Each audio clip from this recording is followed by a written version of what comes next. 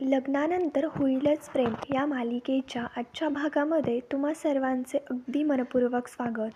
मालिनीने काव्याबद्दल खूप मोठा गैरसमज करून घेतलेला असतो आणि पार्थ मालिनीला समजावून सांगण्याचा प्रयत्न करत असतो की हे बघ आई, तू समजतीयेस तसं काही नाही आहे. काव्या मला जेन्युइनली आवडतात. आता हे ऐकल्यानंतर मालिनी लगेच पार्थला ओरडत म्हणते की हे बघ, तू समजतोयस ना, तसं काहीही नाही आहे.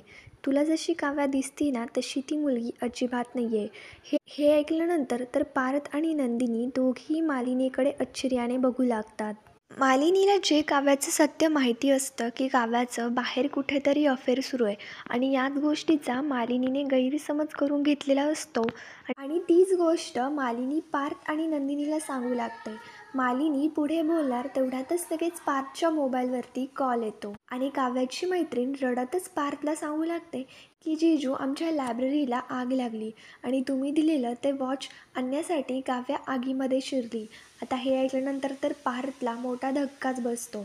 त्याला काव्याबद्दल खूप काळजी वाटू लागते आणि पार्थला मागे घडलेला प्रकार आठवतो की काव्या स्वतःच्या जीवाला न घाबरता आगीशी खेळून आतमध्ये शिरली आणि ते वॉच वाचवलं. पण मात्र हे सगळं का केलं? तर पार्थ एकदा बोलता बोलता काव्याला बोलून गेला होता की जर हे वॉच बंद पडलं तर ही गोष्ट समजून जा की माझ्या नाडीचे ठोकेही बंद पडतील. आता ही गोष्ट काव्याने खूप मनावरती घेतलेली असते आणि ते वॉच आतमध्ये लायब्ररीत असल्या कारणामुळे काव्या वॉच आणण्यासाठी आतमध्ये आगीत शिरलेली असते.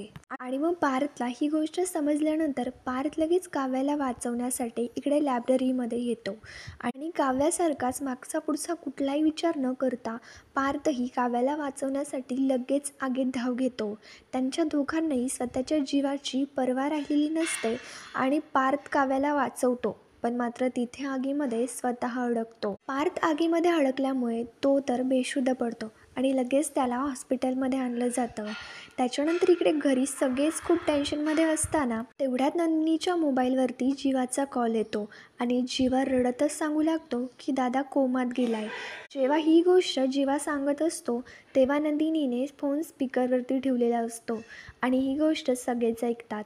मालिनीला सुद्धा पार्थची खूप काळजी वाटत असते आणि त्याच्यामुळेच तिला चक्कर येते. मालिनी बेशुद्ध पडते आणि मालिनीला सगळेच बघू लागतात की नेमकं काय झालंय. सगळेच खूप टेन्शनमध्ये असतात.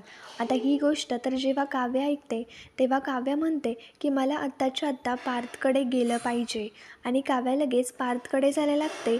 पण मात्र मालिनी काव्याचा हात पकडते आणि काव्याला थांबवून घेत तिला म्हणते की अजिबात नाही, तू पार्थच्या समोरही भटकायचं नाहीस, तू त्याच्याकडे नाही जायचं. पण मात्र काव्यासुद्धा हट्टाला पेटते आणि पार्थकडे जाऊ लागते. काहीही झालं तरी पार्थकडे जायचं असं काव्याने ठरवलेलं असतं. काव्या जाणार तेवढ्यातच मालिनी काव्याला थांबवून घेते आणि काव्याला स्पष्टपणे सांगते की तुला पार्थची शपथ, जर तू त्याच्याजवळ गेली तर. हे ऐकल्यानंतर तर काव्याच्या समोरसुद्धा खूप मोठं कोडं पडलेलं असतं की नेमकं जाऊ की नको आणि तीसुद्धा मालिनीने पार्थची शपथ दिल्यामुळे मध्येच थबकते आणि पार्थकडे नेमकं काव्या जाणार की नाही, पार्थ काव्याची भेट होणार की नाही, हे आपल्याला पुढील भागामध्ये पाहायचंच आहे. मग त्याच्यासाठी आमच्या मराठी रंग या चॅनलला लगेच सबस्क्राईब करा. थँक्यू.